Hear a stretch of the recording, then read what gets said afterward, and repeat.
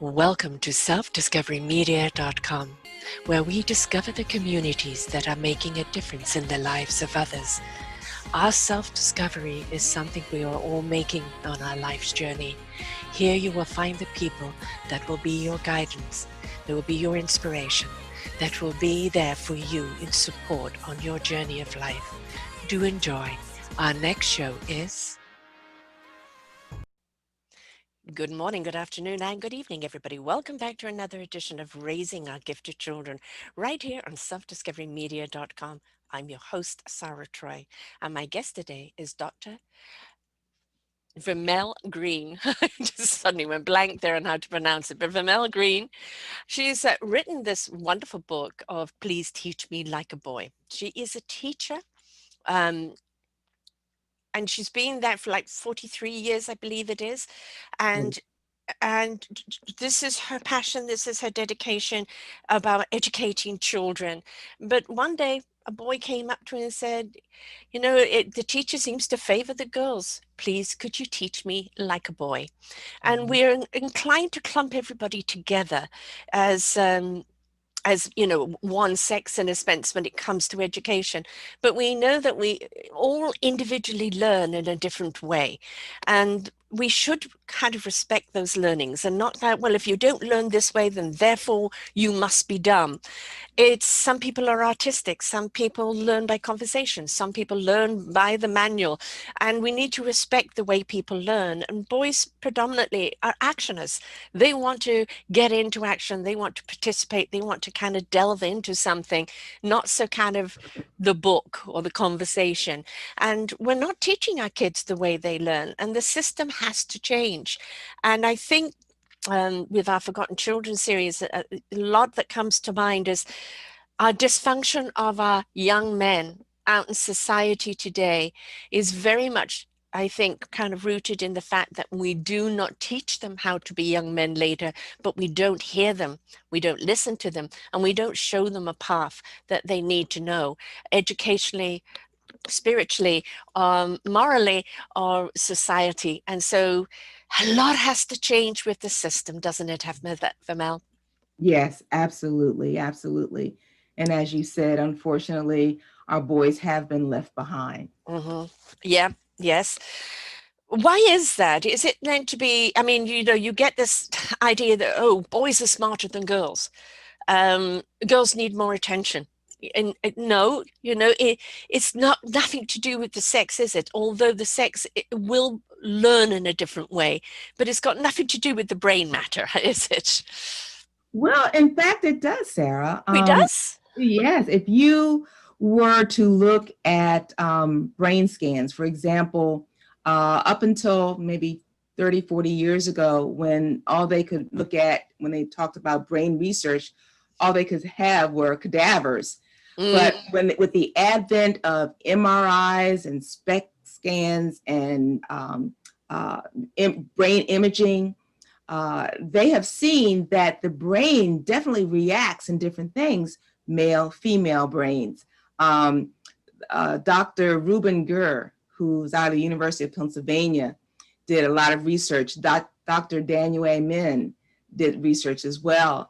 And it's really fascinating. They would hook up all these wires to the brains of men and women, and then they would have them do certain tasks.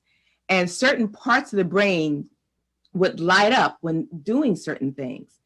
But the really funny thing about it is that the resting female brain has more going on than the active male brain. And that definitely sounds familiar. Yes. Shut up, brain. Yeah.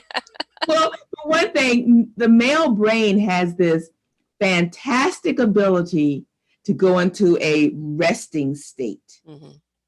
The female brain, on the other hand, is always active, always thinking. And you can think of that. And God in his wisdom created our brains to be like that because we have to be multitaskers. Yes. Female. So our brains, we can't just sit and veg out. Wouldn't that be nice? Wouldn't that be nice?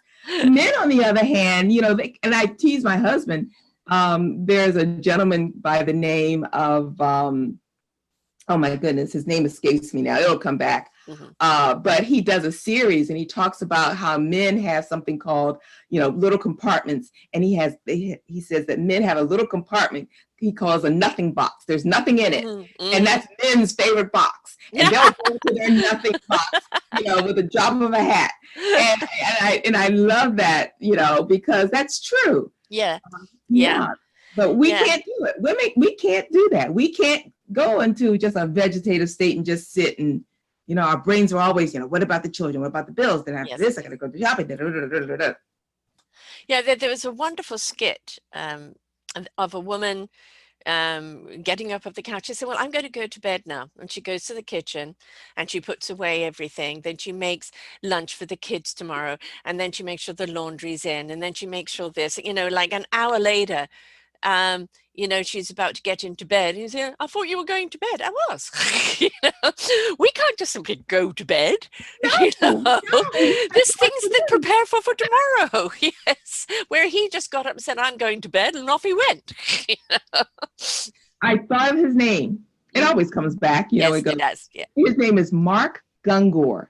And he does a YouTube video. He does a whole series, but if you get a chance, see it. It's called The Tale of Two Brains.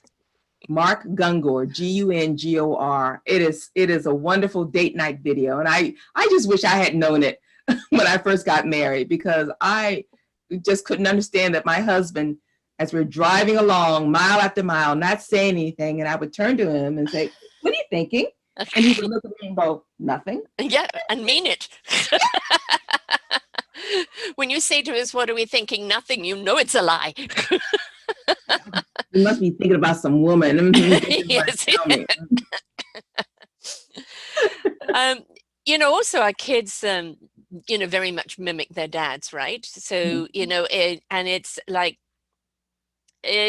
I'm just kind of thinking of my ex-husband here. Is he would come home from work and he would chill out and, well, I've been working all day. And it's like, well, I have too. Oh, your work's not important, right? Because being a housewife and raising children was, it's nothing until one day I left him for a weekend to go and stay with a friend. And I came back on the Sunday night. I had to peel my children off the ceiling. They couldn't go to school the next day because they were so wired. The house looked like a bomb had hit it. Dishes, things everywhere. And he was fast asleep. It's incredible. It is incredible. And like you said, our little boys have that same brain. And what's happening, they're sitting in classes and the teacher really isn't interesting to them, or what they're saying is interesting. And so they go into their little resting boxes. Yeah. And they zone out, and all of a sudden they start staring out the window. And so the teacher thinks, oh, there's something wrong with this child.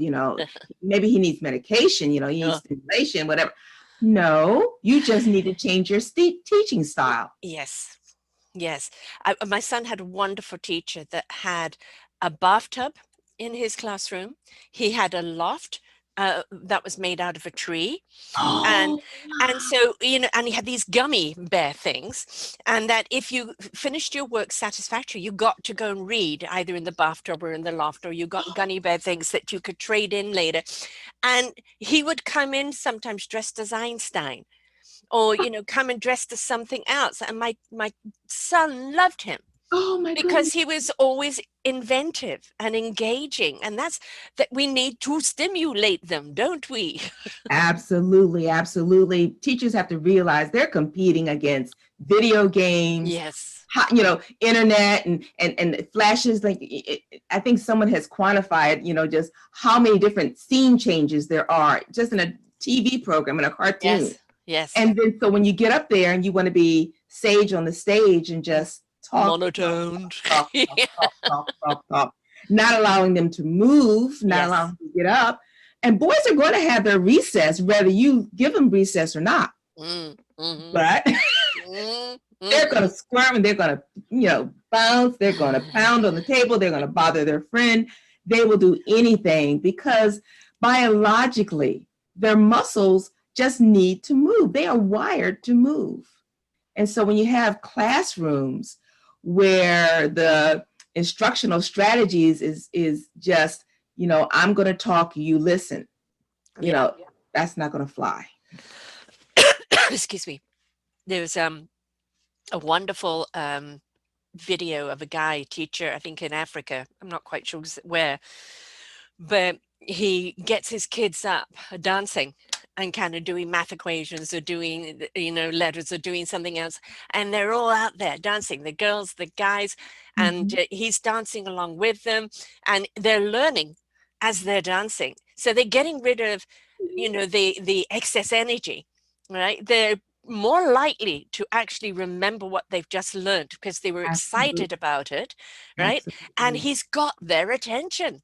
Absolutely. Absolutely. Oh my goodness. We need more teachers like that. Oh, God, do we? Yes. Oh, I had the opportunity of starting a school when I retired from the public school system. I knew my pastor wanted to start a church. He already had a church. He wanted to start a school, a Christian school. So I went to him with all these statistics about how poorly our boys were doing. And I went to him and I said, Pastor, how about this? How about a school, but one just for boys, to teach them the way they learn? So he had a real heart for men. And so we did. And we started a school the day before 9/11, September 10th, 2001. I had one student. And then after about 5-6 months, my enrollment doubled. I then had two. And so, but from then on, we went up. But one of the things that I insisted on doing is having my boys learn, and we were going to teach them the way they learned. One of my boys got in trouble once. He transferred, or his family moved, and his mother called me. She said, Dr. Greene, Michael got in trouble in school. I said, Michael? I said, Michael's one of my best students. She said, he's got in trouble. His teacher called me and said that he was taking a test. And all of a sudden, in the middle of the test, he just got up and started doing push-ups. And I had to laugh because that was one of the things that we allowed our boys to do. If they were taking a test and they needed a break, do some push-ups and get up and finish your test and keep on going. But in the typical public school classroom, that's not really acceptable. But certain things you have to be able to and be willing to break the mold and teach and have a classroom that's very boy friendly. Teachers tend to teach the way they learn, so with the vast majority of teachers, especially at the elementary and middle school level being female, they're going to teach the way they learn. And it's connecting with the girls, a lot of writing, a lot of reading, a lot of talking, but it's not connecting with the boys when you don't have a lot of experiential kind of learning going on, a lot of hands-on learning. So, and that's one of the things that we're trying to do with the Boys Initiative. We're trying to raise awareness of these issues. Because I tell you, Sarah, I was an educator, or I have been an educator for over 46 years. I was a teacher. I was assistant principal, dean. I kind of did it all at all levels. But I never attended a seminar or a professional development session or anything where they told me and taught us that boys learn differently than girls. And it wasn't until I was close to retirement, because when I was at the high school level, teaching at the high school level, and the boys weren't doing well, we just blamed it on the middle school teachers. And when I was at the middle school level and they weren't doing well, we just blamed it on the elementary teachers. Aren't they teaching them anything? So I finally had the opportunity to be at the elementary level and saw just where it was happening and had this kind of epiphany and began to do some research and said, wow, why aren't we teaching this to our teachers? And to this day, Sarah, still, I will do a presentation. In fact, I did one recently. There were only over 300 teachers and administrators in the audience. And I asked them, I said, please raise your hand if you've ever taken a class in your career, your education career, that told you and taught you that boys learn differently from girls. And out of that 300 people, I had maybe 25 or 30 hands go up. It's not being taught. It hasn't been taught, and it's still not being taught. Still. Uh-oh, I can't hear you. Uh-oh. Sorry. It's not being recognized as a problem, Right. right? And if you don't recognize what the problem is, how can you find the solution? And this is I was terrible at school, mostly because being an asthmatic, I was away a lot. So I missed, out of 12 years of school, I missed 6 years anyway. And I learned differently. I was the tactile, conversational, I learn through the interaction. I don't learn through the book. I'm yawn in the book, definitely, literally yawn. I can't do it. So the manual meant nothing to me. I also found out later I was dyslexic, so that probably maybe was part of it. I had a couple of teachers along my way that recognized the way I learned. And they would take the time to sit down and have these conversations with me. And they would weave the lesson in the Oh, conversation. wow. And so I came out with the knowledge because of that interactiveness, rather than the flat, boring dictorial, now turn to page 44, and it's like, I don't relate to this. So how can I learn it? We want the education to be relatable. Yes. You're learning this for a reason. You can apply this to such and such. There's another beautiful movie done, gosh, many years ago. I saw it over 20 years ago, out of China, and it was Not One Less. And it was in a rural area, the schoolroom by day, the desks were the school thing. At night, they put them all together and the kids slept on top of the desk. One teacher, never enough chalk. And they lost one kid because he was a fast runner. So the government took him to run and train him for the Olympics. And the teacher's mother became very sick and he had to leave. And so he turned to one girl. He said, not one less will I come back to. Nobody else can leave. And put her in charge. And during that time, one of the other kids had to leave because his mother was sick and couldn't afford to work. And so Write that down. And not one less, and was sent to the main city to work. And the kids came together. How can they raise money to get him back so that he could continue his education and they can honor their teacher? And the whole process of raising the money, doing the math, where is the place? How do we get there? Became the geography lesson, the mathematical lesson, principal lesson. It became so many lessons. And when the teacher came back, the kid was back, and the kids were so advanced, and that is because there was a problem that collectively they had to put the heads together to work out. Why are we not doing that in our schools today? Right. It has to be relevant. It has Yes. to be relevant. Boys, their chemical makeup does not lend towards bonding as well as girls. And I say that because girls want to please the teacher. Chemically, they have that oxytocin that makes them want to please the teacher. Why do you have to learn that? You don't have to explain it to most girls. I have to learn it because the teacher says we have to learn it. Yeah. But with boys, you put something in front of him and he's going to like, well, why do we have to learn this? Yes. I don't need to learn that. Yes. I don't want to learn that. Yeah, give me a reason. What's this? Calculus. What do I need calculus for? Well, see, the girls would say, oh, okay, we're going to learn calculus because Miss Teacher says we have to learn calculus, and that's good because they want to bond. Oh, Sarah, I have to tell this story. I substitute teach sometimes. And so when I walk into the classroom, well, first of all, the kids say, oh, we've got a sub. And the girls, all of a sudden, I'm getting pictures of me, dear Dr. Greene, you are so pretty. And I'm giving a picture and candy and flowers. And I'm like, oh, and the girls don't even know me. Yeah. The boys, on the other hand, are going like, oh, we got a substitute. Let's play Sync the Sub. Okay. The girls are doing this because they want to bond with me. They want to be my friend. They want me to like them. It's important for me for me to like them. Not so with the boys. Right. Boys bond lit differently. In fact, that's one thing that I say in my book. Even before all the other lessons, step one, has to be, you have to form a bond with him. Because if you don't bond with the boy, he's not going to want to do what you say. He's not going to want to listen to you. He's not going to respect you in the way that he needs to respect you.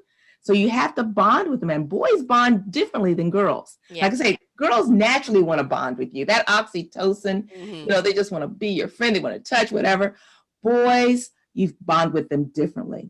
You bond with them through aggression, wrestling with them, punching them, something that was the common term when I was growing up. You had to play the dozens with them, or the kids used to say they used to joan. In other words, tease. Oh, man, your mama wears combat boots. Oh, no, not mama. Oh, your mama's lips are so big, she's got to use chapstick as a spray. Oh! And they trade verbal barbs like that. And they're bonding, they'll tease.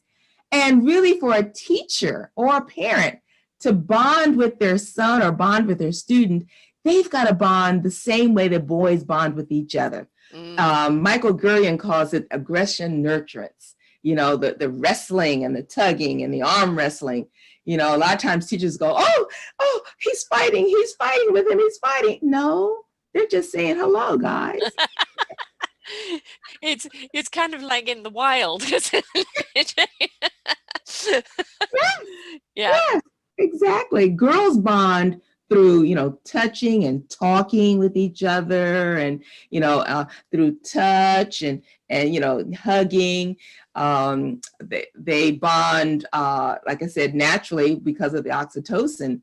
Boys, but it's the nurture gene, isn't it? Yes. I mean, the women are, all women are brought up with this nurture gene.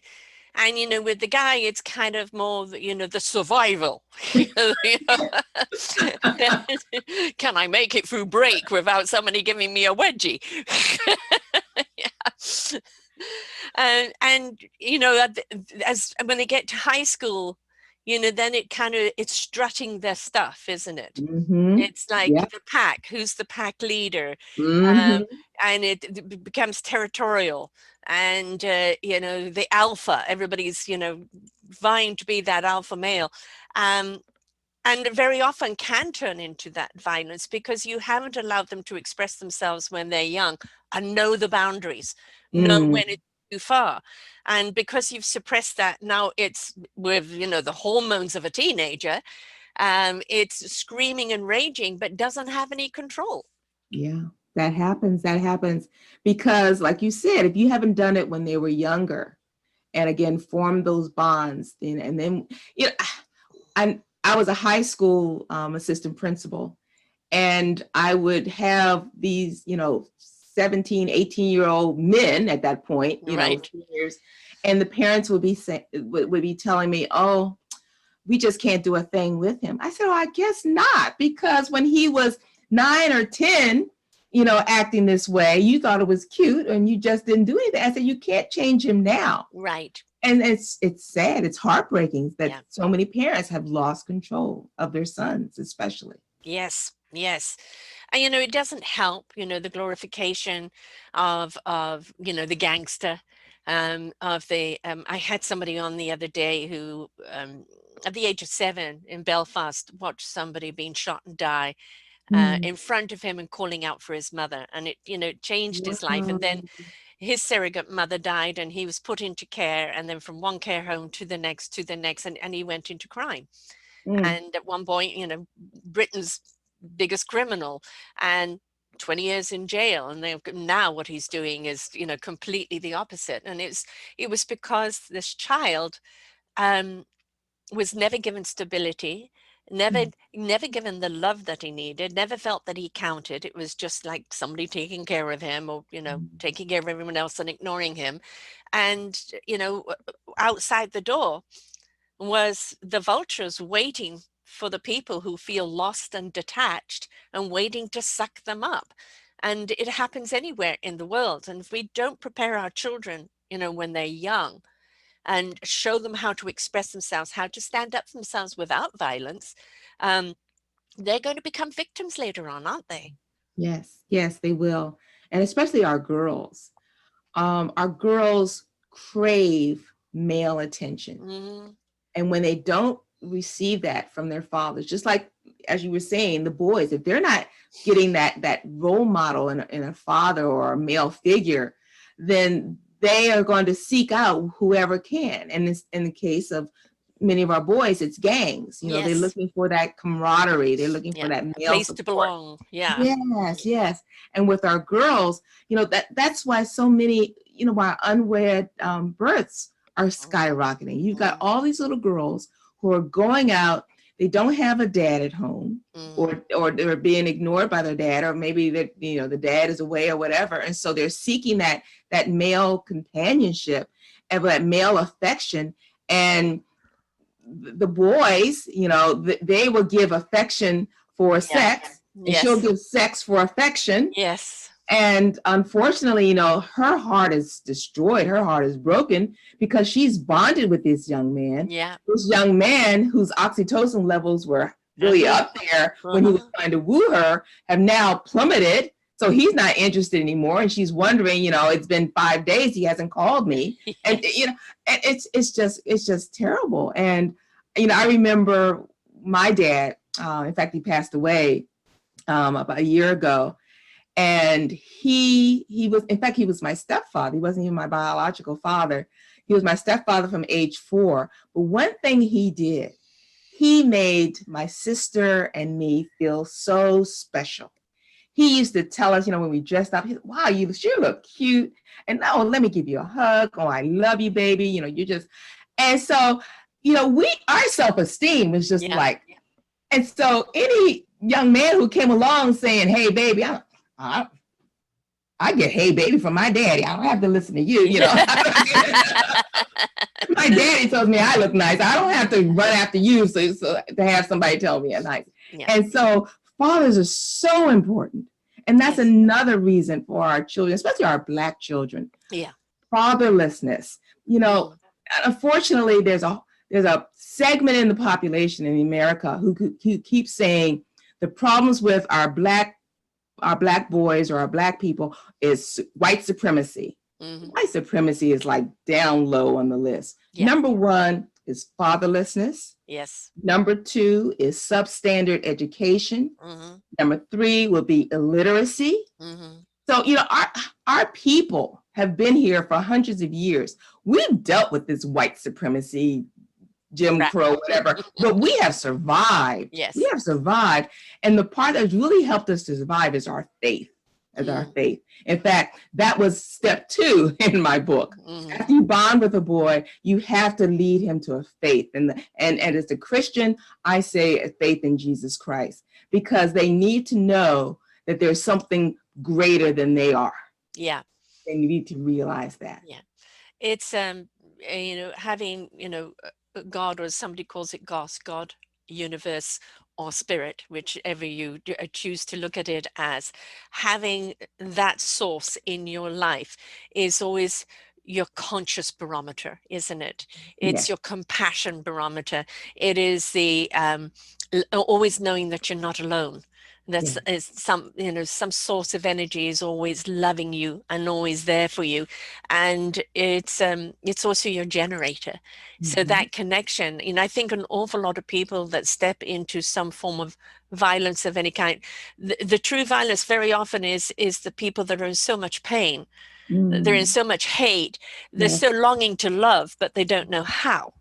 Right. And then you've got the people whose hearts aren't even ignited. And, you know, I have a foster mom here in my group on the Forgotten Children series, and she only fosters boys. And she made a deliberate choice on that so that she could concentrate on the boys. And she had one boy at 16 come to her who had never in his life been hugged. Never been hugged. Can you imagine that? You know, so people say, you know, well, how can you switch on a, you know, switched off heart? Show compassion, show love, show a reason to smile and get up every day. Show that, be the God energy through your own actions, and show that love to that child, to anyone whose heart is switched off.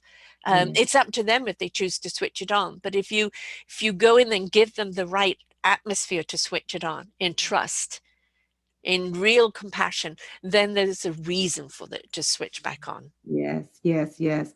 That love, Mm, love's the answer. The songwriters have sung about it, yeah, yeah, and Jesus Christ taught about it. But that's it. Love is the answer to yes. so many of these issues. Well, love So is actually a physical vibration that resonates at a high hertz. And when you step into that love, you're stepping into the well-beingness. You cannot knowingly hurt anyone else when you're in that love platform. I love that. I like that, Sarah. That's good. I So like if we that. can get people up to that high level of Mm. that high vibration, they'll understand that love is all. Hmm. God is God, we are God, universe is God, we're all love. It doesn't matter what your faith is, it's all love. And love is not, well, you've got to be this, or God will hate you, or condemn you, or this or that. Anytime that God is used in that way to condemn someone, I think is That's misuse wrong. of God's love. Yeah, It because is. God loves them. He may disapprove of actions, just like a mother will, right? Hmm. I disapprove of your choices, but God, that's got nothing to do with the way I love you. Yes, Never unconditional use love. love, yeah, never used love as a punishment, right? No, no, no, never, never. And unfortunately, some people do. Some parents do, Yes, they and do. that the worst possible decision to do that to your child. Yes, They're scarring them for life. yes, Scarring them for life. Yes. absolutely. And those scars will manifest. They Hmm. will come out. I mean, why do we have, so many guys that may get married, have children, and then leave, right? They leave. Uh, why is that? What's missing in the upbringing that they feel that they can't deal with it, or that it's okay for them to leave, or that they're not now scarring their own children by leaving? Hmm. And we see this so much even in abuse. People who have been abused end up abusing, and they know it's wrong. They don't want to hurt, but it's so genetically wired in their programming. It's all they know. So we need to show them another path Hmm. so that they won't repeat it, because they're repeating it unknowingly. What's that adage? Hurt people, Mm, hurt people. yes, unfortunately. Yeah. Yes. Yes, Yeah. they do. They do. Yeah. I know even with in my own family, I shared with you that I had a stepfather. He was my stepfather from age 4. And my mom had gone through a very painful divorce. And she was just, destroyed. She was just so hurt. And out of her hurt, what she ended up doing, unfortunately, was denying my sister and denying me an opportunity to get to know our biological Mm, father's family. I've heard that It so was a many times. Mm, huge, yeah, and that happened so many times. And he had a huge family. He was one of 14 children. mm. I at one time had 52 first cousins. Wow. Yes, my grandmother, my grandmother had actually, his mother had actually had, I believe the count was 21 children, but only 14 lived to be adults. There are Mm, several sets of twins. My biological father was a twin. And so I grew up not knowing that half of my family. right. And it all because of my mom was operating out of hurt, and so Yes. I try not to blame her because she No, was. I understand. I Yeah. understand, because they're so hurt, and they, don't want to see the hurt going on. But my son's girlfriend recently met her father, who she hadn't seen since child, because the mother hated him so much she denied Mhm. him her, and she said he's a nice Great. guy, and all of these years I Mhm. haven't known him because of her bitterness. And Mhm. I'm always saying to people, when you're divorcing, and I'm divorced, it kind of took 2 years before you kind of finally realize, yes, it's over. You know? It Mhm. don't bring your hate for one another, to the children. This has got Yes. nothing to do with the children, Right. and your behavior around the children should be different. Right. Right. Right. Right. In fact, Sarah, my husband and I were married for 14 years.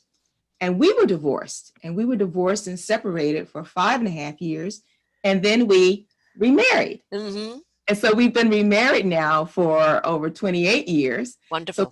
people say, well, how long have you been married? I said, 14 plus 28. We had a little break.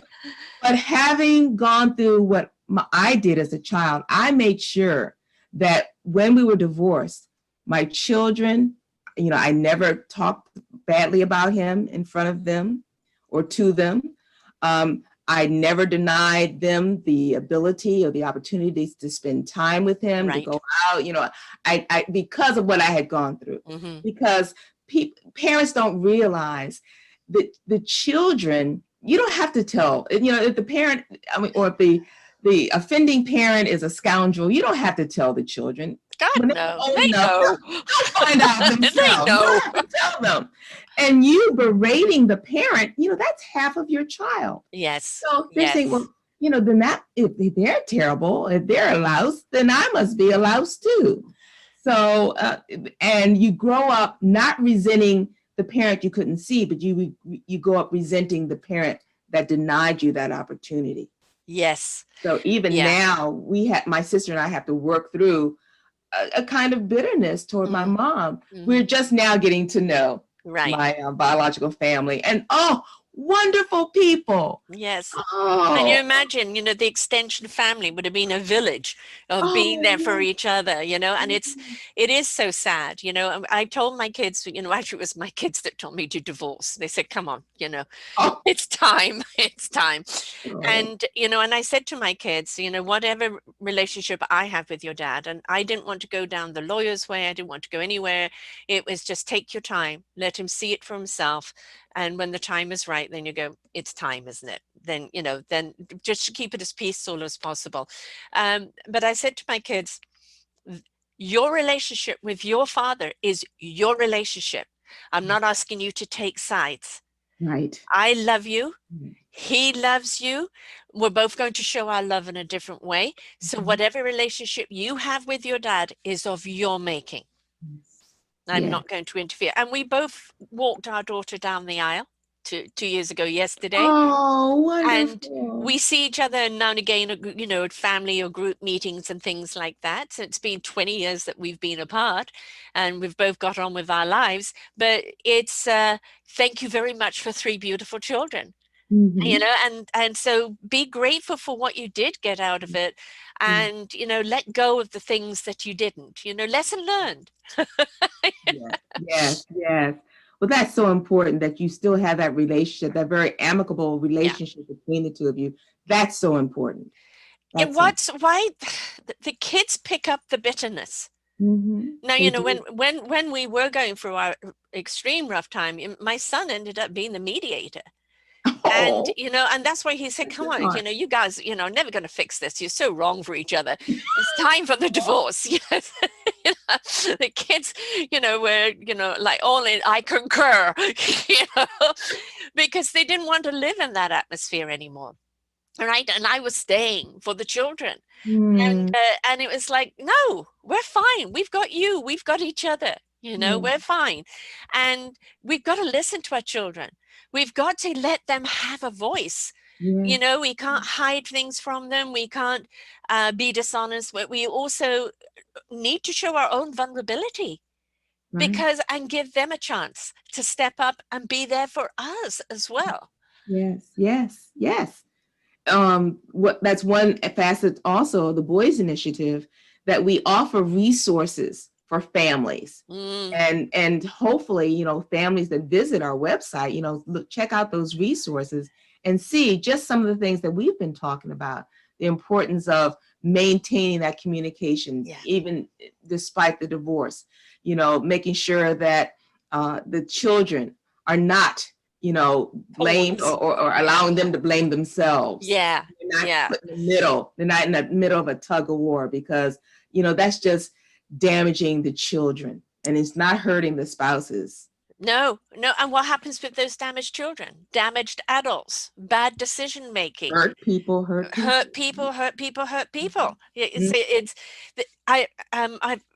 as I said, done a number of shows on this, and one of the statistics just blew my mind, that 70% of the people incarcerated in the States are from foster homes. Wow. Now, what I does that know, tell you? I Does know that a tell you lot of there's a them. flawed system there? Yes, and a lot of them also are from fatherless homes, who never Yes, had fathers. right, right. Especially on the Black. In fact, I saw this statistic. 70, I think it was 79% of the Black babies born in America are from single mothers. Isn't that criminal? You know, I it's mean, just heartbreaking. oh, I mean, and then we wonder what's happening with our boys, what's happening Right, with our girls, right. as well. I mean, fatherlessness. I I would know. love to see some politician somewhere saying that Yes, we're going to have a war on fatherlessness.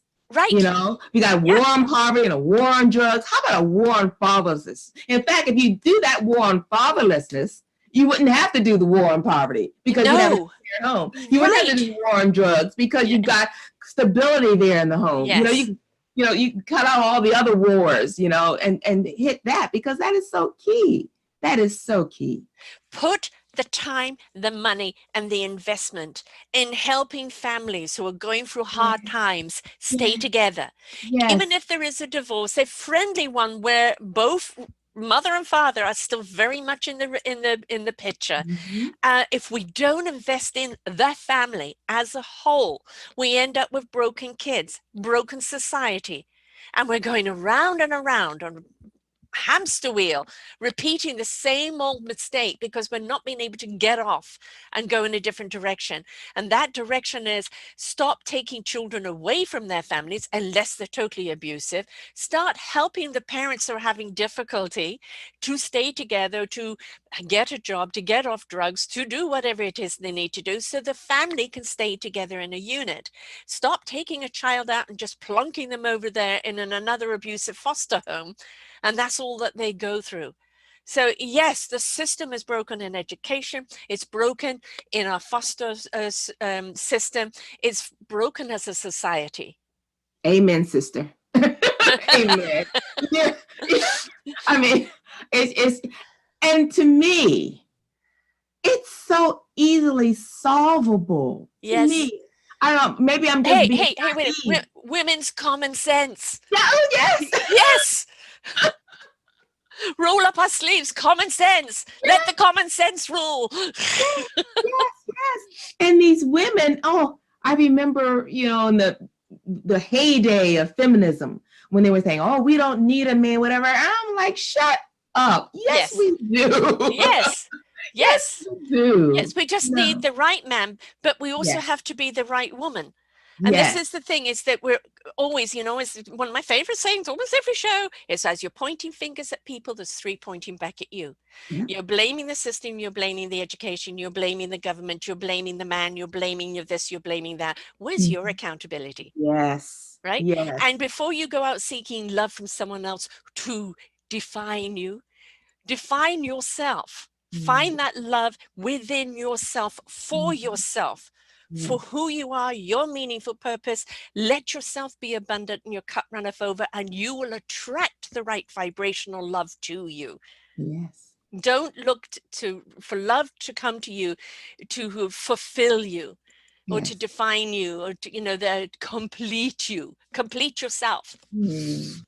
Yeah. Yeah. In fact, I was talking with someone just yesterday, and I was telling them how I came from a long line of single parents. Mhm. My great grandmother was a single parent because her husband had to go off to find work. This is Right. back in the Depression. And my grandmother, my mother's mother, was a single parent because her husband died at a very early age. And so she had to raise my mother by herself. Mhm. And then my mother, during her separation and divorce, she was a single parent, but so what was key, especially, I'm sure other Black women will say the same thing, that we are told as Black women, you have to become self-sufficient. You have to accept yourself, love yourself.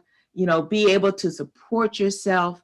Now, I did take issue with the fact that my grandmother would also follow that up by saying that, you are educated, so you don't have to depend on no man for nothing. And I was like, oh, I don't know about that, Grandma.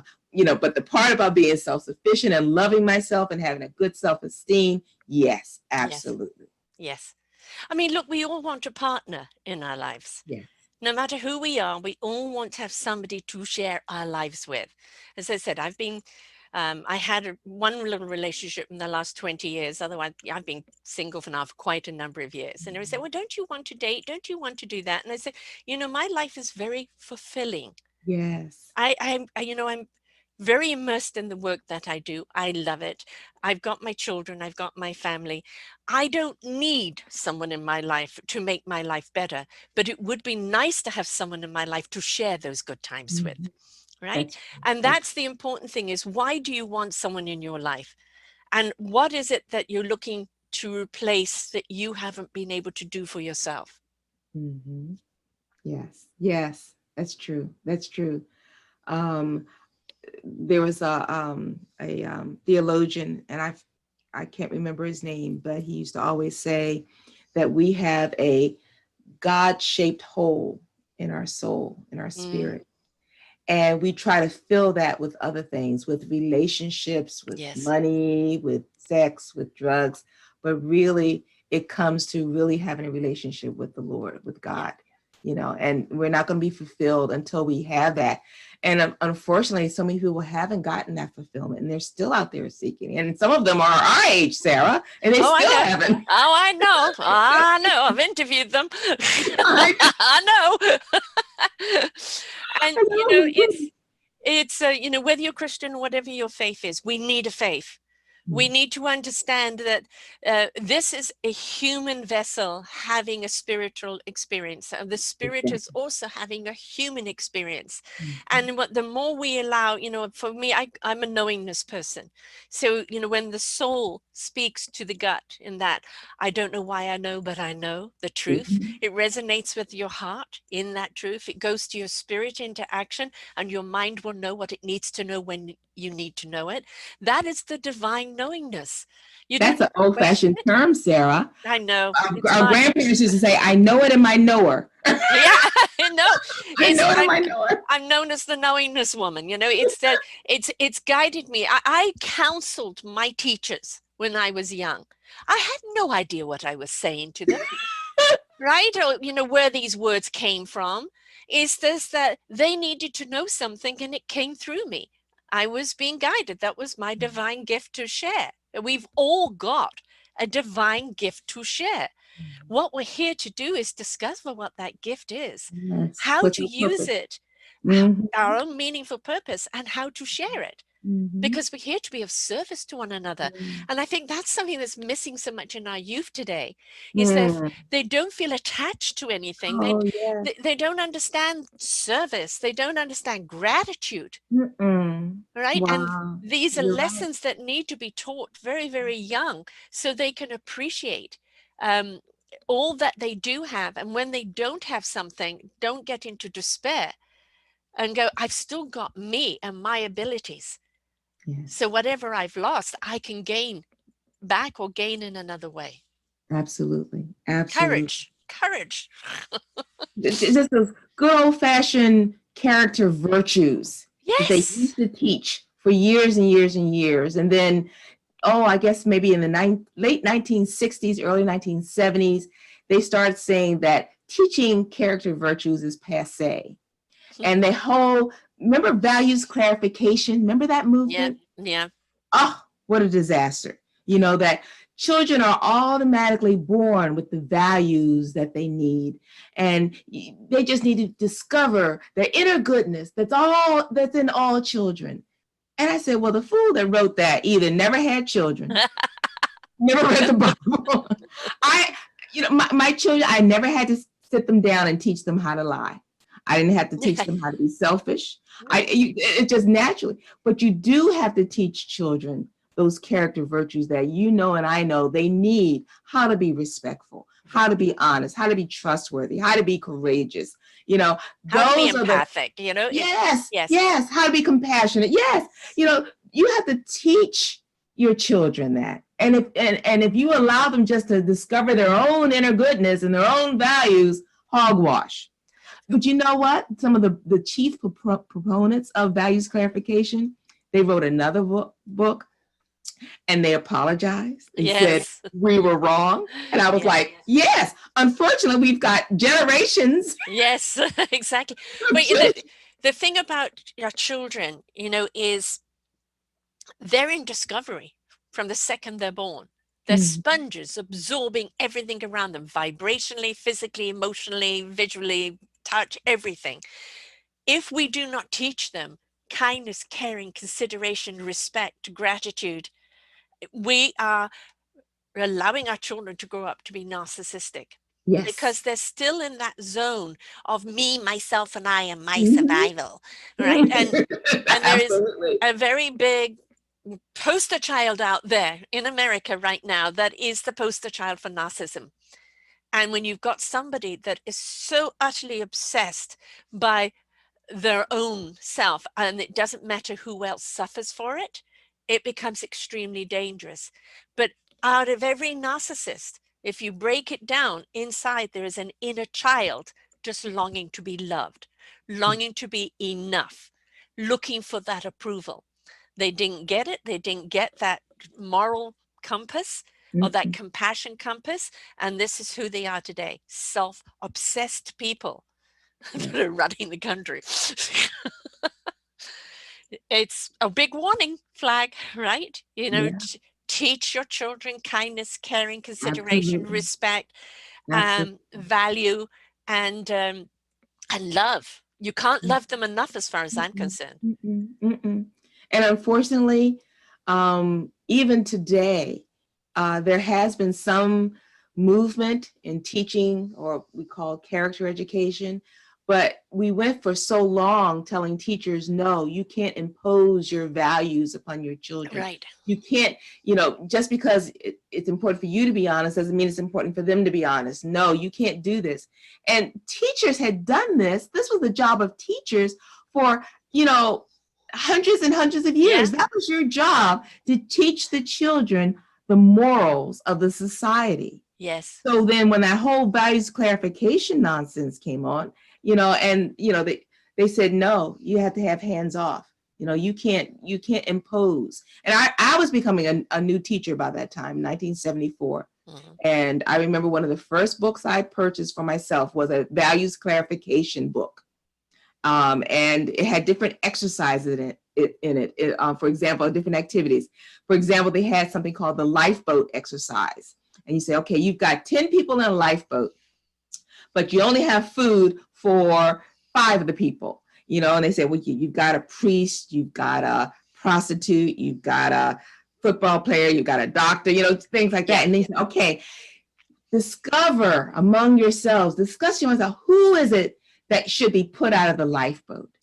And you as a teacher, you couldn't interject your own Right. values. You had to just allow the class to discover and to discuss, you know. So the big football player who says, oh, I think we ought to keep the prostitute because we can have real fun, you know, as the teacher, you couldn't say, Oh my John, it was a God. disgusting thing to say. No, you had to say, well, John, thank you for sharing your Yes. view, you know.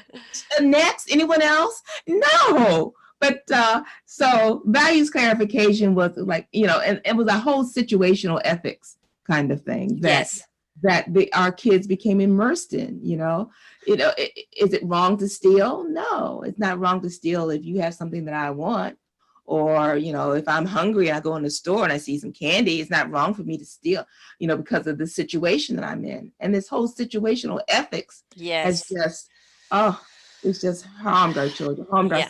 Yeah. society. And, you know, we don't teach our children accountability. Now, No, you know, no, punishment, you know, is not the beating. You no. know, You the send punish. them to their room with their videos, Yeah. their Yeah. record, Mhm. their Right. CD players, their phones. Yes.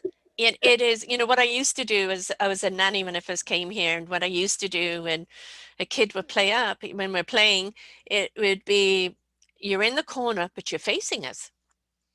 You can't participate. You Ah. you can't participate in our fun activity until you change your attitude and apologize. Mhm. And then you come out and you play nicely. I didn't put them in a corner, facing the wall. I wanted them to see what they were missing out on. Yes. Right? Change your attitude and then you can come back.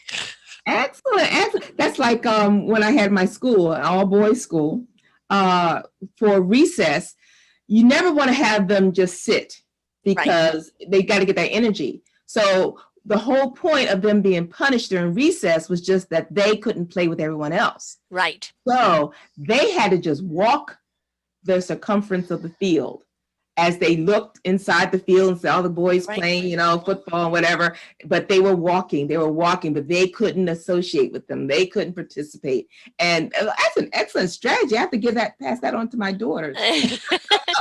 The thing is, but we all want to be a part of something, and being ostracized or saying you can't. Mhm. It's like, why? Well, because of your attitude. Don't just punish a child without telling them why. Oh, absolutely. Right? And it's like, Absolutely. why is that? Well, because you did this and did that. That hurt that person, and that is just no go. Mhm. That behavior. Go and think about it. When you've changed your mind and wish to come back in and play nicely, then we're all in it together. Mhm. I mean, my house was the house everybody turned up in after school. And then Mhm. who's staying for supper? I had a very big house, so we always had extra beds. I Oh, ended up with, the teenagers that had either run away from home or home had kicked them out, was that kind of house. And mhm. it was always like the children were not being heard. The parent were just dictating what the Mhm. behavior should be and not listening to why the behavior is being the way it is. And Yes. it's like, just talk to your children, please. And, I remember at one point was finding out this child has no voice until they are of age. Their parent can make any decision for them and they have no voice. And I remember thinking this was just so criminally wrong, because as a teenager, they very much, any child should have a voice at any age. We should listen at any age. But most certainly as a teenager, they have the right to participate in decision making over them.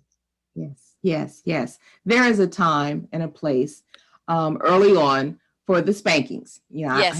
I Yeah. spank my children. I Yeah. think God gave a part of the anatomy that's perfect for Yes. spanking. There's no vital organs, no Right. major blood vessels. And so, we spank, but then you come and you also, like you said, you explain to them, this is what you did wrong. Yeah. You cannot do it again. And then spank.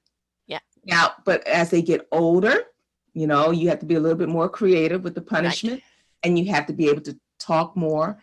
And because you have to appreciate, but I don't know, no one told my dad that my last spanking, I was 13. My sister was 18. We got the spankings at the same time because so he never, I don't know. So my sister was humiliated. She was just like, I'm Yes. 18 years old. I just got spanked by my father. Yeah. But no, Dad, no, that's a little old. Yeah. But there is a place, and like you said, we have to recognize, and we have to kind of wean them into. We're trying to make adults. We're trying to sever that tie that they need us to Yes. control them, and we have to. We can't just break it all of a sudden. We have to slowly, slowly allow them more and more, not rope to tie themselves up with, but a little bit Right. more, elongate that leash, Yes. to allow them to have more independence, because you're trying to, again, prepare them to be adults and be their own decision makers, to be their own consciences, Yeah. to discuss, to have that own inner voice to lead them and guide themselves. Right. We're Absolutely. custodians of our children. We don't own them. Right. Correct. They don't owe us anything other than the respect of the time, the love, the investment in raising them. Our Yes. job is to fill their backpack with knowledge and wisdom and skills and tools and a consciousness Good. Yes. that Yes. they can go forward using that consciousness, knowing their boundaries, knowing how to use those tools, that whatever situation they can get into, they have a skill or a tool. You know, I always used to say to my kids, please make your mistakes while you're still at home. I'm here for you. That's good. Right. That's Now, I'm good. going to, whack you around the head and say, what were you thinking? That's got nothing to do with the fact that I love you. I just disapprove of what you just did. But what did you learn from that? Yes. My son was skipped school one day. And actually, it's a funny story because the week before, I'd got this phone call saying, this is the police and your son's just been arrested for murder. And I'm like, ah! And it was my son pranking me. Right. Oh. And then the week later, I get this phone call from, your son's in hospital with a broken leg. Yeah, Tyler, right, I'm buying that. No, ma'am. And I said, no, look, Tyler, I'm not buying it. Just said, no, ma'am. I said, really? And he'd skipped school and he had gone up to this ravine and they had this big, huge hook that they would swing from. And my son, when he put his foot on the hook, said, no, this doesn't feel right. And he took his foot off and somebody said, but my sister can do it. Are you a wuss? Male ego challenged. He went on the hook. He ended up coming down an embankment of 20 feet, waking up in a ravine with his leg behind him. Completely snapped his femur, right? Yeah. And he actually picked up his leg and put it in front of him. But he knew. His instincts had told him not to. His ego got challenged. And this is something I think we also need to really address with our boys. There is a lot of ego with boys. There right? is. We've got to address where that ego is healthy and where that ego isn't. I think with our boys, especially, they want to save face. Yeah. It's all about pecking order with them. And they don't want to be at the bottom of the pecking order. And at the same time, we have to realize that there are some boys who, unfortunately, they are going to be at the bottom of the pecking order. And we have to help them as parents and as teachers for them to find something that they can kind of hang their hat on and raise their sense of self-esteem. I told teachers, though, when you're in a class, you have to be the top of the pecking order. You have to be the alpha. Right. Because, otherwise they'll run all over you. Oh, please, yes. Stampede. Don't go in there being, okay, class. Oh, yeah, I'm gonna be nice. No, you have to go in there and you have to say, look, this is because boys need discipline. Yes. They need structure. Yes. The male brain needs structure. They don't deal well with these with teachers or with parents who are like, yada, yada, yada. Oh, I think I will do this today. Oh, no, I think we'll do. No, boys need structure. That's why boys love the military. You get up at this time, then you go out and march, then you run, then you come and you eat, and then you come, It's just, the whole laid out for them. Right. I always tell teachers when I do workshops, you have to have a schedule that you stick to because it helps the boys get ready. They don't multitask well. They don't transition well. They need time to transition. And if all of a sudden, back to the boxes, if I'm a little boy and you've told me to copy something from the board, well, I'm in my copy things from the board box. You say, okay, class, it's time to come over the reading circle. I'm in my copying words from the board box. I'm not in my reading circle box. Johnny, come quickly. I'm copying words from Johnny, if you don't come over, I'm copying. You have to kind of transition them. You have to give them a time to kind of close out that box. And that can be something as simple as a countdown. Yeah. Okay, in 20 seconds, I want you to stop copying and come over. 10 seconds, 9, 8, and all that's doing is giving them a chance to transition because boys don't transition well. Most boys don't multitask well. Oh, God. No. They do one thing. But you know what, Sarah? That has allowed men to rise to the top of just about every single occupation, but that uncanny ability to be able to focus on one thing. Yes. Who are the top designers, the top fashion designers? Yeah. Men. Who are the top chefs? Yeah. Men. Who are the top musicians? Men. Because they can focus on one thing all the time. And women, we've got our strengths. We can focus on a whole lot of things. Yes. And we need sometimes to be a bit more directional. right? Yes. It's I had the wonderful Lachelle Atkins on yesterday. She is a mother of 15, 13 of which she's birthed herself. And she's a businesswoman and an author and a Bless her heart. podcaster. Yes, yeah, yeah. She is a wonderful soul. She truly is a wonderful soul. Oh But my. she ended up 3 times in hospital from, anxiety and overexertion, ditto. You think? By, yeah, exactly. By, trying to be it all. And, Mm. and it's okay. You may be capable, but learn to delegate, learn Mm. to invite other people to join in. Now, Yes. men are pretty good delegators, aren't they? If they can pass the buck for someone else to do it, they will, right? But we have to have control over it, Yes, because we want to make sure that it's done right. you're right. Yeah. So we Yeah. have to. Yeah. So we wear all the hats and our neck is wobbling. Mm. Yeah. Mm. And then we wonder why we're tired and wonder why he doesn't notice we're tired. And he's just switched off because he's tired watching you. Yes. And he's gone into his nothing box, Yes. sitting on Yeah. the sofa with the remote going through Yeah. channels. Yeah. Yeah. Yeah. Yeah. I remember waking up in the middle of the night many years ago and going, we're blaming the men for their behavior, but they're only acting on what they know. We need to re-educate them as to what is morally right and invite them to step up to that because they want to. They just don't know how because they've had no examples, because there's been too much of the same programming going on for so long. So with the Me Too movement, it's not about male bashing. It's about women educating male on how they want to be treated. It's Yes. an invitation. I interviewed a guy in Switzerland who started an organization for women called Womananity, and it's supporting women in third world countries. And I don't know if it's Saudi Arabia or one of the Arab countries.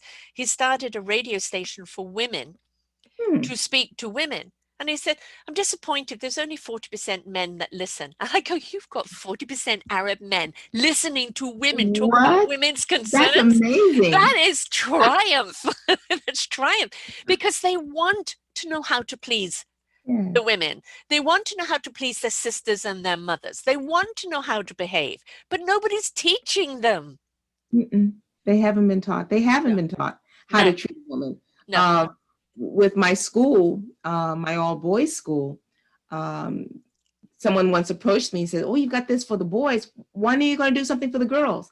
I said, "This school is for the girls because we're raising godly boyfriends, godly husbands who know how to open doors and treat a girl with respect, who don't refer to a girl as a female. She's a girl, she's a woman, she's a lady, not a female. A female could be a dog, a cat, or a bird." That we are trained. So they said, "Oh, Sacred Life Academy for boys, the school for girls." I said, exactly. Exactly. Because we're raising up future husbands and boyfriends for these girls. And bosses. Let's not forget that. If they have respect for the women that work with them or for them, then we wouldn't have so much discord going on in the workplace. Yeah. Oh, I have to tell you this story. We our boys took a standardized test, Stanford 9 test. And on one of the tests, they had a question. It was a social studies test. And it was something like, Mr. Jones wants his class to go out to get water in the hallway. How should he choose who goes? And the first choice was he should take a vote. B, the boy should go first. C, the girl should go first. D, all of them should go at the same time. Well, it was a social studies test. The correct answer would have been take a vote because, talk about democracy. What answer do you think my boys chose? Guys go first. Let the girls go first. Oh, nice. That's what we taught them. Right. And of course, they got it wrong. So I write the testing agency and say, you need to change that question. Yes, because my boys who are being taught how to be gentlemen, in fact, I called them gentlemen. I didn't call them students. I didn't call them boys. I called them gentlemen. They're learn how to treat their mothers, how to treat their future girlfriends, how to treat their grandmothers. And so when they got to that question, you let the girls go first. Bravo. There's a wonderful guy that I've seen on social media that has a boys' club, and he calls it the Gentleman's Club. And it doesn't matter what age they are, they're all dressed in suits and dapper, Oh, yes, you know, yes. to take pride on the way they present. We look at how some people are dressed today, and we've got to understand that how you dress is a representation of who you are Yes, and yes, what you're inviting from people. And yes. you know, when I did live in South Africa, the pants that came down by the knees, we used to call those crab catchers. And you know, as a mother, I just want to pull the damn things up. You know, it is. Is are No, you yeah. I mean, really, you know, and it's like, yes, everybody goes through their fashion. We've all gone through it. We all look back on those pictures and go, oh God, what was I thinking? with the bell Right? Oh God, bottoms and yeah, the the fashion was dreadful. How could I wear that? But we've all done it, right?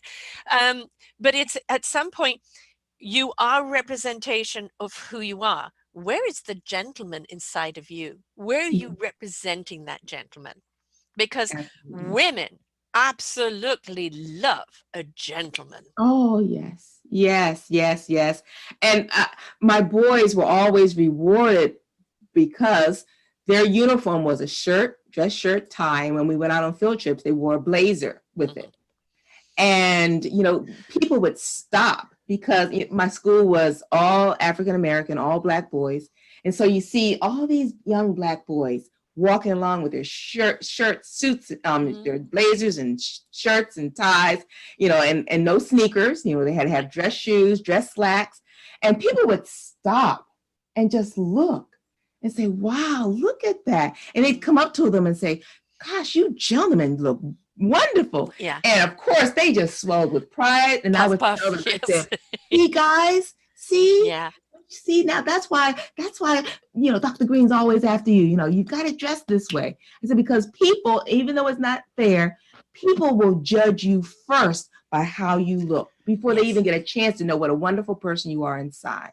Yeah, it is actually a fact. The body movement is 55% when somebody first meets you is on the way you present yourself. Now, it may not be the suit, but do you look clean and put together? Do you look at ease in your own skin? 30, because I always got to get this wrong, 38% is your tone of voice. Are you welcoming? Have you set the stage for people to listen to? Only 7% is the actual content. They don't even get to the content if they haven't bought your comfortability in your own skin and that tone of voice, which is welcoming. It's so important, isn't it? Good. That's good. And that doesn't mean the Armani suit that you're going like this to because, you know, it doesn't fit. You know, you might be just simply a shirt and jeans guy, but make sure it's, you know, clean and that you're well put together and that you're groomed. Because just as I say, it's just as important that the most important person in any company is actually your janitor. Because if the place is dirty, the bathrooms are dirty, you immediately look at the organization and go, well, if this can be like this, you know, how are they going to do business? So your janitor making sure that everything is clean and pristine, that when you walk in you feel welcome, right, is because of your janitor. Don't forget to thank them. And I think that's also something that is insightful. I like that. Right, but it's pride in what you do. Why is the janitor's job any less important than the CEO's job? True. Right? They've both got a responsibility. They're both forefront people that people are, you know, are going to see first in a sense. And so whatever your job is, and they have to think this is something else we don't teach our kids, pride in who you are, what you represent, how you treat people, and your own accomplishments. And I'm not talking about ego. I'm talking about self-pride. Yes. Right? Yes.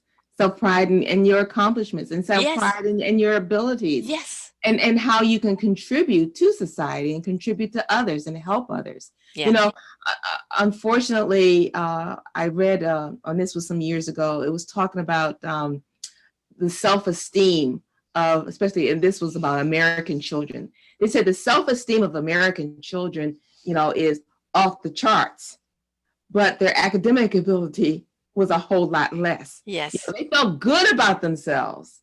But when it came to, you know, the academic ability and work and that kind of thing, it wasn't, it was a disconnect there. Yeah. If you're going to feel good about yourself, fine, but just don't feel good about yourself just for the sake of doing that.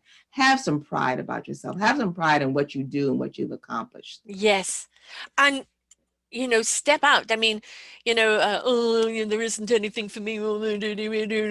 It's like during this COVID right now, an awful lot of jobs are not available right now. But so many people have stepped into creativity and say, okay, I can't do this right now, but boy, I can do this because needs a supply and demand, or this is an area that's growing right now. And it's like there is always an answer if you're willing to participate, if you're willing to look. Stop making excuses. And that's another thing that needs to be addressed, right? Yes, yes, yes. Well, what do they say? An excuse is just a reason wrapped up in a lie. Mm. That, and that's what's happening. These excuses and oh, poor me, and feeling sorry for me. No, no. Like you said, if you can't do this, I was somewhere.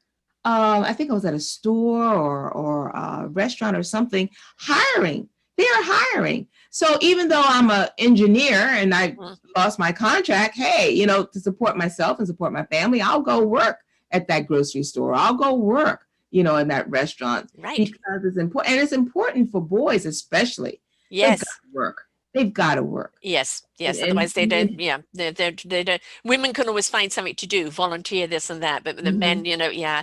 There was another one I had on last week.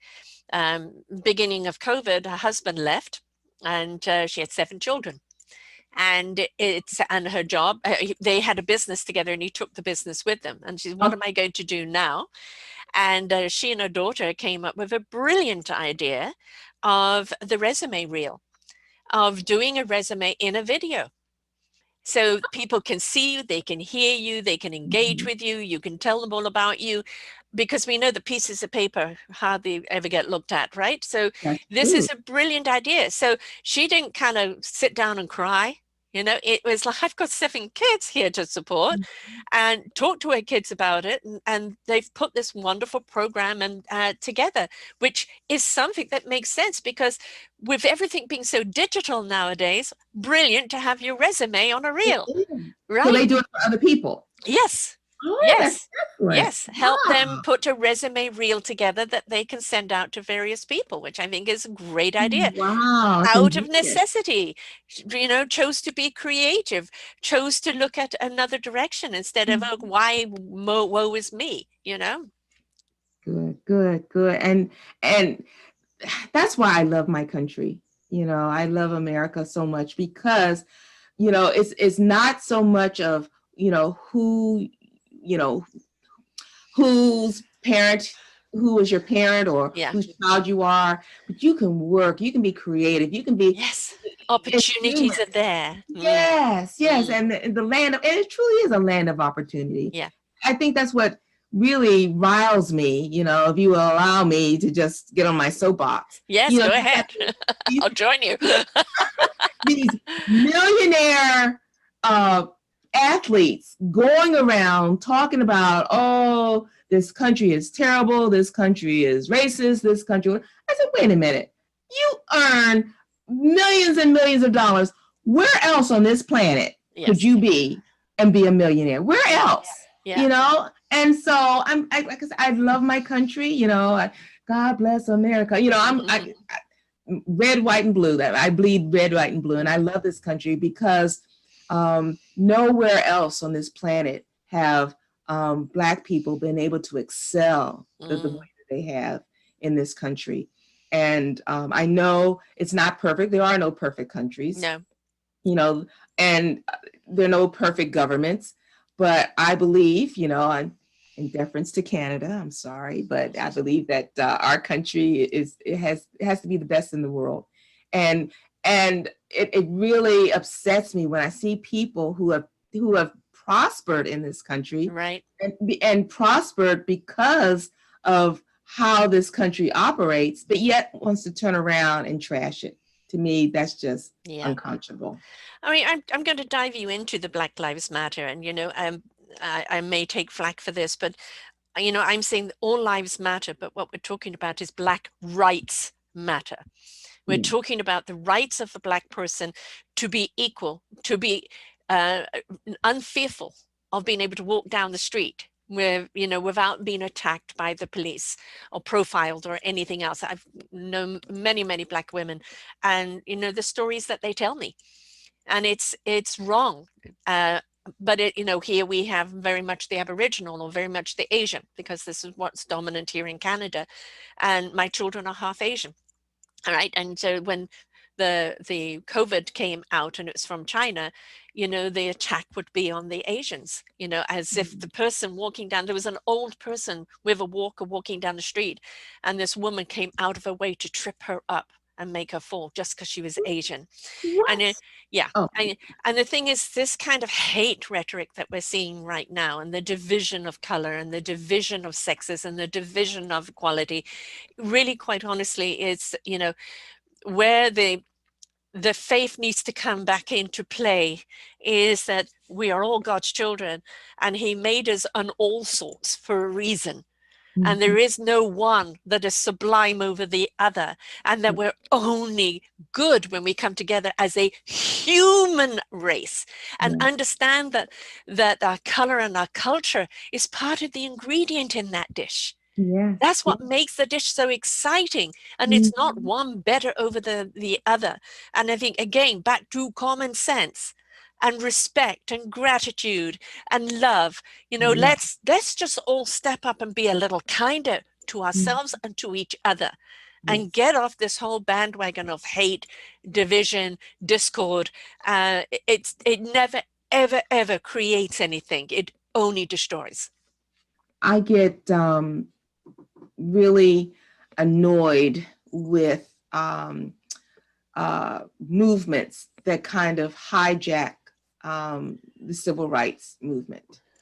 And that's what Black Lives Matter, the organization, I believe, has done. And again, I hope I don't get your program in trouble. But don't worry about it. I can face it. We're all entitled to an opinion. But Black Lives Matter, the organization, has again hijacked the issues that Black people in this country have had for hundreds of years, and used it to change it and kind of meld it into another agenda. The women are self-avowed Marxists. If Black lives really mattered that much to them, why aren't they out picketing Planned Parenthood locations? There are more Black babies, percentage-wise, that are killed each year than any other segment. 18 million Black babies, we're about 17% of the population, but about 30% of the abortions. If Black Lives Matter, how hypocritical. Why aren't you out there protesting that? Why aren't you in Chicago, where Blacks are killing Blacks daily? Over the weekend, you'll hear about dozens of people shot, children being killed.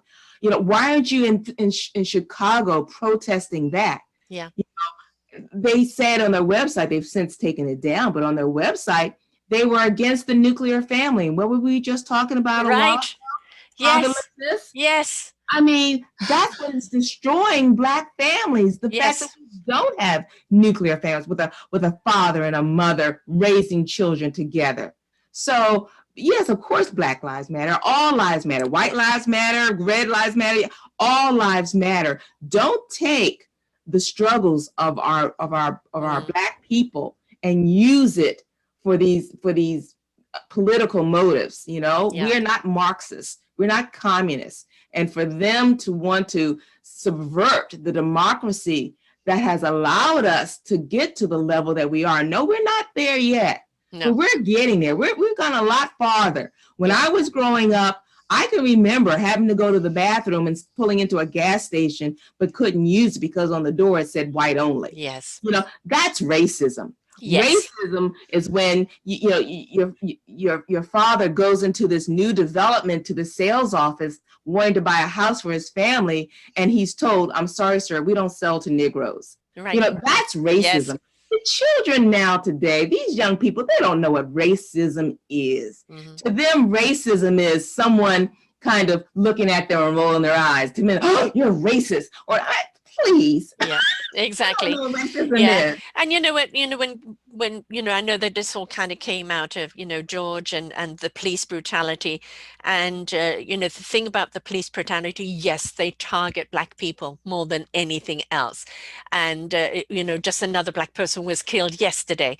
And what we're looking at is a broken system in the police department, right? We're looking at, it's not about defunding, it's about refunding and making sure there are social workers, there are community workers that go along with the police. And before you start shooting, right, look to what is the problem there and can it be resolved, and be there in the background if it goes wrong, right? But support the social worker or the community worker in trying to resolve the issue instead of just bringing out the guns and shooting it, because now you've just created another problem.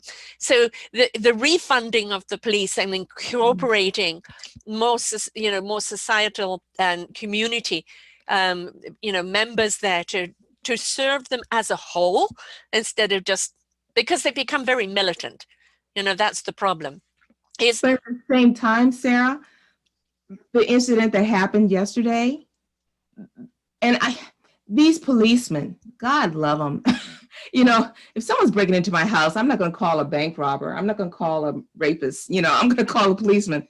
But this man, and it was on camera, if you've seen the film, he was coming at them with a knife. Mm-hmm. They were backing up, telling him, drop the knife, and they're backing up, and he's coming towards them. In a split second, if I got to choose between that man with a knife threatening my life and me being able to go home to my wife and children, I would just hate to be in that position. Now, in regards to George Floyd, that was unconscionable. That was unnecessary. Yes. Put your knee in someone's neck until they, no. That was blatant murder. Yes. But at the same time, George, they told you put your hands behind your back and stay still. George, they told you to get into the car. George, they told you to stop, to stand still. George, why didn't you listen? This mother yesterday with the man with the knife, the mother's yelling at him, put the knife down, put the knife down. Don't put and he's running at the police with a knife. Yeah. There's got to be some sense of understanding. Yes, there are some bad cops out there, but there are bad teachers out there. We were talking about bad politicians and bad everything else. I mean, there's bad pastors, there's bad priests, there's bad everyone. But you don't defund the church because there's some bad priests. You don't defund the schools because there are some bad teachers. You have to train the teachers, or either get rid of them and hire teachers who know how to teach children, who understand and love children. It's about refunding, isn't it? It's different type of funding in the school system, where it does become more interactive, where you are paying attention to how the boys need to learn, how the girls need to learn, how they can learn together. It's not about just sitting at the desk, as you said, all day long. If a kid needs to get down and do 10 press-ups, let them do it. Yeah. They need to get rid of that exercise, that energy, right? It's recognizing them as human beings. And, we've had this rigid system all the way along the line of basically black and white, do or don't, and if you don't, you get punished. Do it my way, it's the only way. And that type of rigidity in education, in life itself, we are all so many layers. Stop judging someone from one layer. Take the time to understand the whole layer there before you judge them.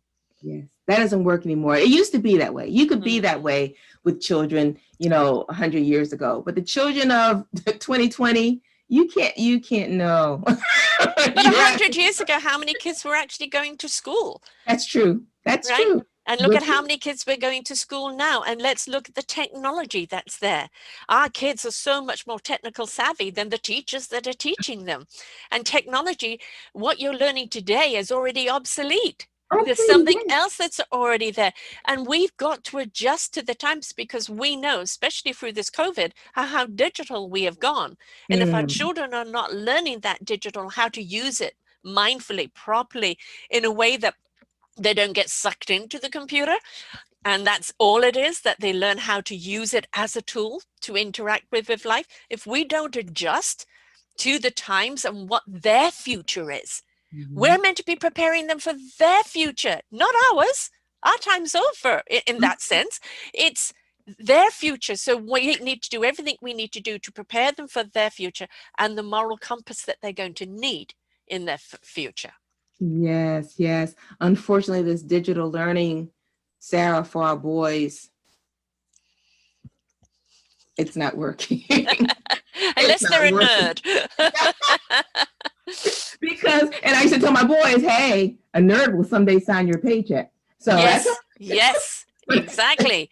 Yeah, but for most boys, and my mom is not here to monitor it. I'm supposed to sit down, log on at this time and do my lessons, but I'm here in my room, and over there I see my video games over there, my other games over there, my cell phone. It's just not the way boys operate. right. And that's what we're doing now. We're looking at the data that's coming in. How many of our boys are actually even logging on? Yeah. What's the absentee rate? How many of our boys are actually, once they do log on, are actually doing the lessons? Yeah. So this is really hurting our boys even more so. Yeah. And, everybody has to make adjustments. And, we've got to adjust how we teach our boys.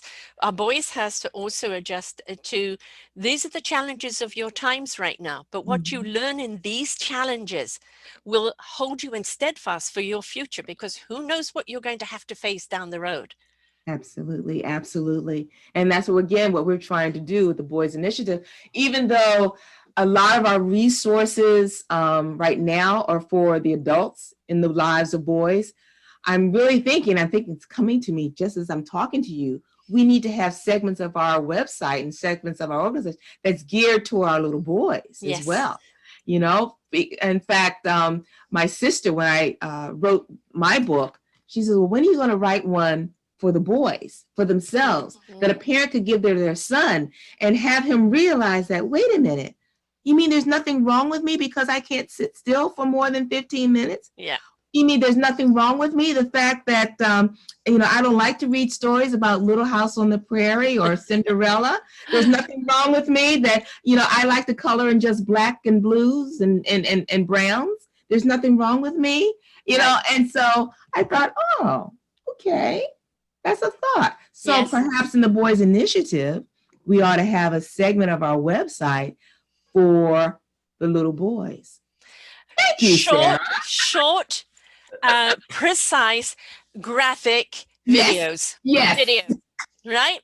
Yes. And if you can get somebody creative that can make it cartoonish or anything like that, and, have these little characters facing situations, and then this is the, what they're given back, they're going to absorb that knowledge so much more than a chapter or a book or anything else, right? Do we have to pay you a royalty for that? Hell yes. Nah. But that's the thing is, you're right. They love the video games. They love the cartoons. They love the superheroes. Create a platform of little videos that are graphic. Somebody can draw, but plenty of people that are, out of work right now that have got great creativity, and bring in that lesson in each video with a graphic, an adventure over a couple of boys and the situations that they get caught up in, and how they can overcome that and feel worthy and feel good about themselves. They will absorb that. They really will. Yes. Wow. I remember my son, who, when he was, I guess he was a teenager, and my husband and I had just gotten remarried. And my sister saw some of the pictures that he was drawing, and they were like ninjas, cutting heads off, blood, swords, whatever. And she came to me and she said, Vermelle, perhaps you need to take him to see a psychiatrist. This isn't good. And of course, I didn't know what I know now. And so I said, oh my goodness, really? So we did. My husband and I took him to a psychiatrist. We said, we have been separated and divorced, and, he's gone through a lot. And now he's drawing these pictures. So he went in and he met with the psychiatrist. We sat outside. And so when he came out and we were leaving, he says, Mom, you took me to a psychiatrist? I said, well, honey, you're drawing these pictures of people getting their heads cut off, whatever. He says, well, if you don't want me to draw them, then just tell me don't draw them. I won't draw them anymore. Okay, now you told me that $300 later. Okay. Yeah, exactly. But I didn't know that for a little boy, he's going to draw stuff like that and Right. not turn into an axe murderer. Right. My son now works at the Pentagon, so he passed the security clearance. So I guess he's not an axe murderer, but that's the kinds of things that he would draw. Yes. And Yes. that's perfectly normal. So those little boys need to know, you drawing the guts hanging out and talking about, boogers and all this other kind of gross stuff. That's what boys do. That is what boys do. But we've also got to remember that they are the people that are the warriors. It's in their system.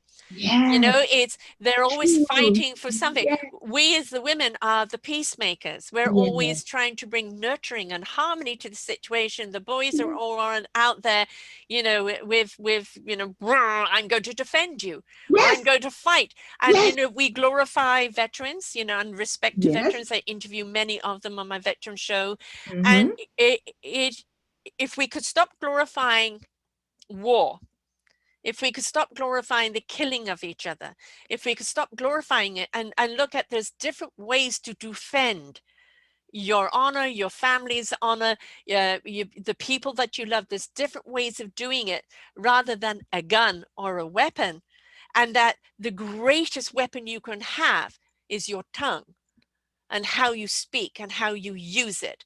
And if we could teach them that instead of the other violence, but this is all they've known, this is all they've ever been taught, we have to reteach them how to use the vocabulary as a weapon rather than picking up a gun or a knife or anything else.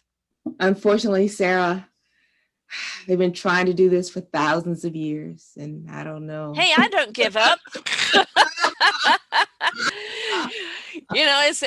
When something's worth fighting for, you just keep fighting for it, Yes. and I believe very much in the ripple effect. And if, one person can change and they become the inspiration that begets the invitation, and they have a ripple effect, and we may not see it on the surface because it's certainly something you're not going to see on CNN. But, if we have that underground of change, that underground of that ripple effect, that love is your honor, kindness and caring and respect is your integrity. That is your word, and that is your defense. If we could teach them that, and really show the approval when they do it, believe me, it will change. It will change the chemistry in their mind, and it will change their actions, and it will show other people who thought there was no other way out, a way out. We've just got to be persistent. Yes. We can try, Sarah. We can. That's all we can do. We can invite, right? Because that inspiration is that invitation. And if we can inspire someone to change themselves, we can't change them, but we can inspire them, and they make that change themselves, and then reward them for it. That's true. That's an important part, especially with boys. Yes. They want to be rewarded, and it doesn't have to be necessarily material award. Just a praise. Yes. Right. Gratitude. Yes. Thank you. I saw that. I like that. Thank you. Continue to do that. Yes. Oh, I got approval for that. I'm going to do it more often. Right. And none of this, everybody's a winner kind of nonsense. Right. Yes. Yeah. I want to win. There got to be winners and there got to be losers. None of this, everybody gets a trophy kind of stuff. Right. That's not resonating. And the thing about being a loser, be a graceful one. Yes. Are you a loser? Let's change the word. You did not win, but that does not make you a loser because you participated and did your best. Yes. Next time, okay, I shouldn't have done this. I should have done that. Next time I'm going to do better. Yes. And if we didn't have people that kept persisting and trying to make things better all the time, we wouldn't even have the light bulb. Good point. Excellent point. How many times did they say it was 1,000? 600? 1,000? I knew it was up there. Yeah. And you imagine if he gave up, right? And the thing is, we know too that the programming in the brain, depending how deep it is and whether it's DNA, genetic as well, it takes at least 8 times of a new practice to delete an old practice, and sometimes even more.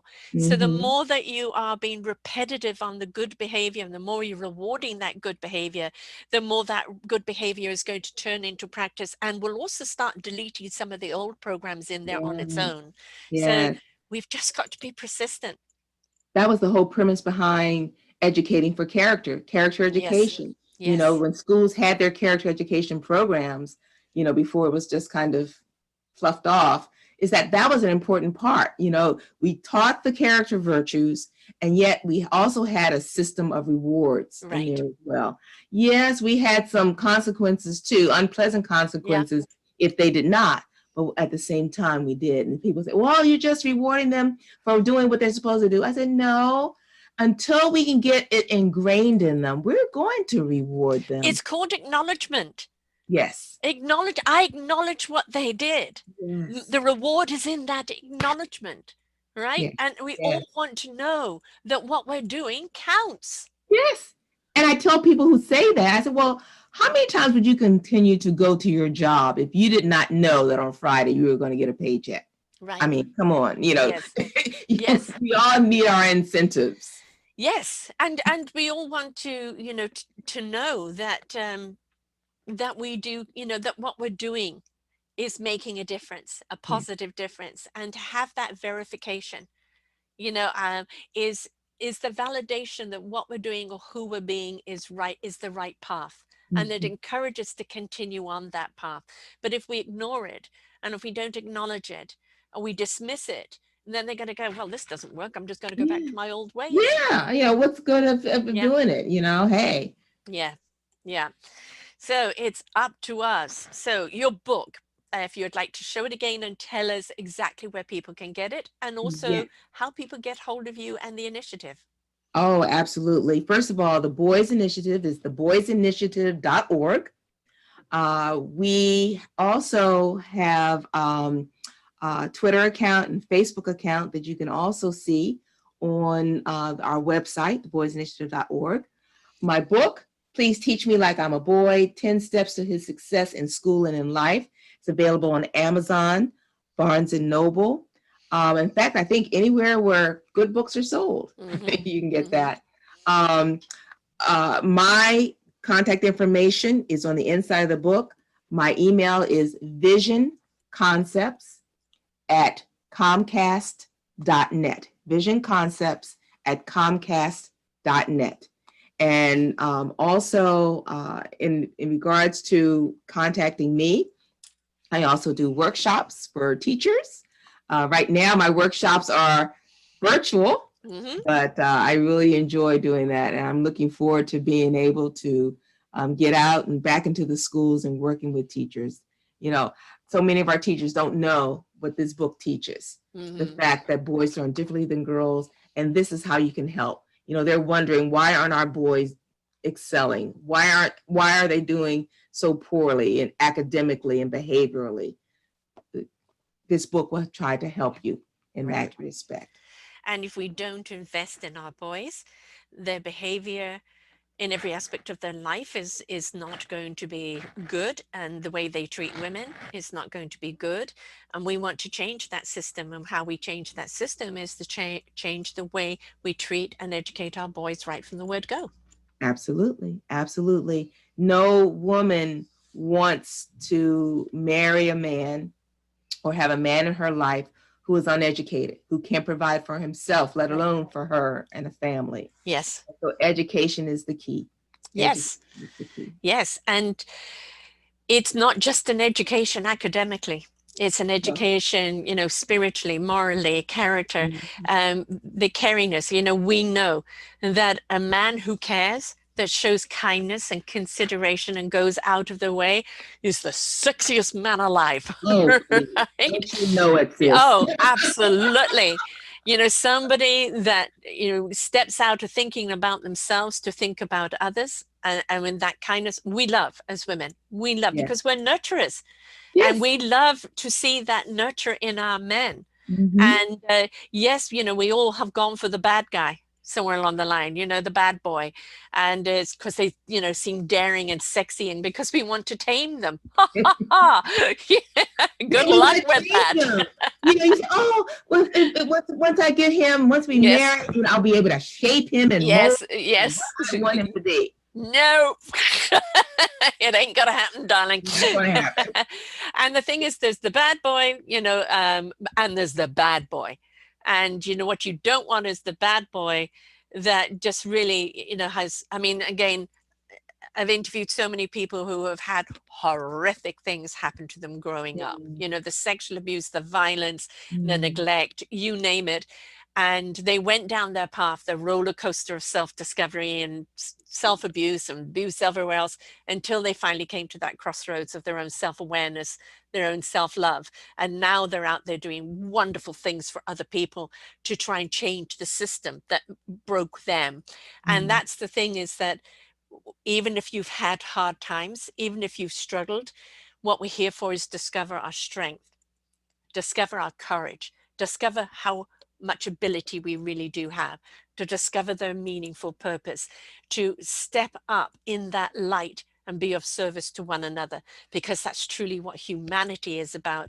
And when you do, you become so much more enriched, so much more abundant, so much more contributing, and so much more of the solution. And Yeah. that's, you know, that is not just for the men in the world, it's for all of us in the world. We are all a part of this system. And if we want to see the system change, then we need to change around, in, and for the system. Yes. Amen. I'll give you another amen, sister. So the site again is? theboysinitiative.org. Mm-hmm. The book is Please Teach Me Like I'm a Boy, 10 Steps to His Success in School and in Life. Yeah. Both of Yeah. them together. I don't want him to be a success in school, but, you know, straight A student with a F in character. Right. Oh boy. There's quite a few without character out there right now.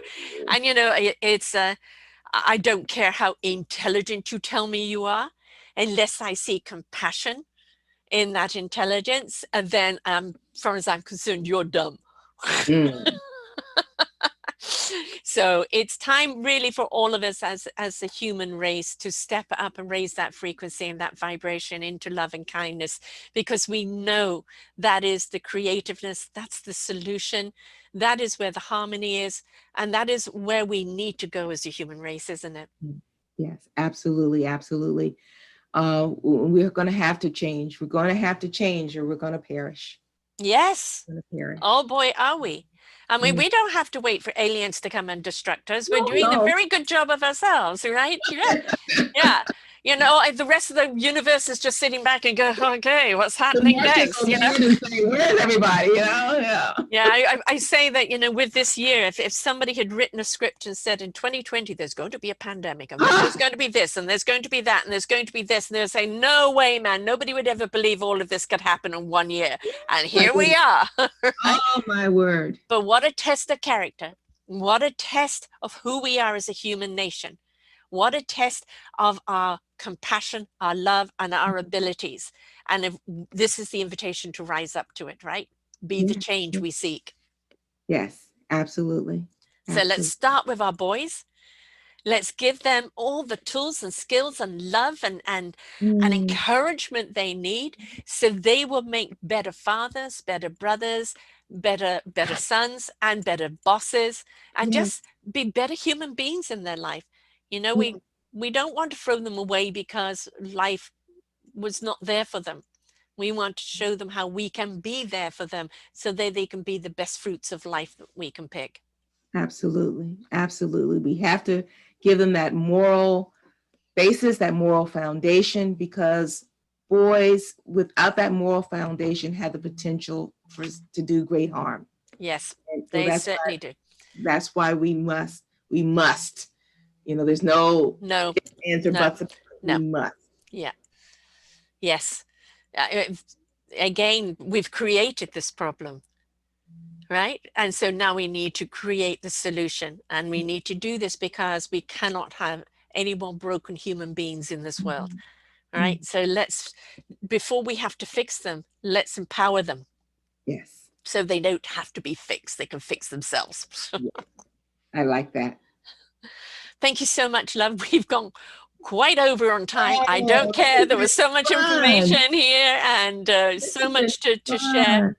And we definitely went round the gamut there. But really, when it comes down to it, it's simply about the love and God's universe, because what he wants for us is peace, isn't it? He wants us to be creative in that peace and that compassion, not only for ourselves, but for humanity, for all life on this planet, and for the planet itself. And when we step up and into that harmony of love, then we really do understand what we're here for. Absolutely. Absolutely. So let's not leave anyone behind. No, no. So again, just putting in a plug in for the boysinitiative.org. We have a weekly newsletter that we put out with articles from around the world about the issues involving boys. So folks can sign up for our e-newsletter as well and share it, please. Yes, and soon to come, YouTube videos for boys on how to be a hero in their own existence. Yes, I love it. I love it. I'm going to be talking with our CEO about it. It's the way they're going to see it. There's the way they're going to participate. Those wonderful subliminal messages that are going to happen in this that will shift their whole mind perspective. Hit them where they're going to learn. You know, don't put out a manual and won't ever look at it. I like it.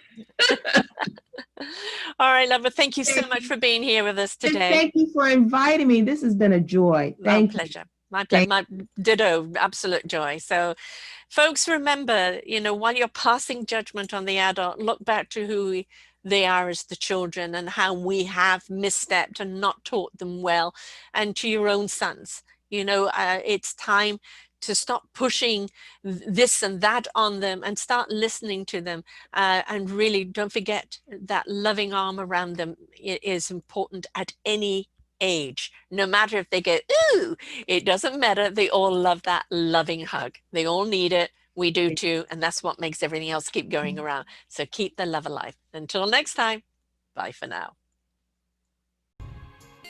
We hope you enjoyed the show. We look forward to bringing you more shows. Please go to selfdiscoverymedia.com/shows and you will see the incredible lineup of genres and shows that we have for you. We are here to make a difference in your life. Thank you for listening.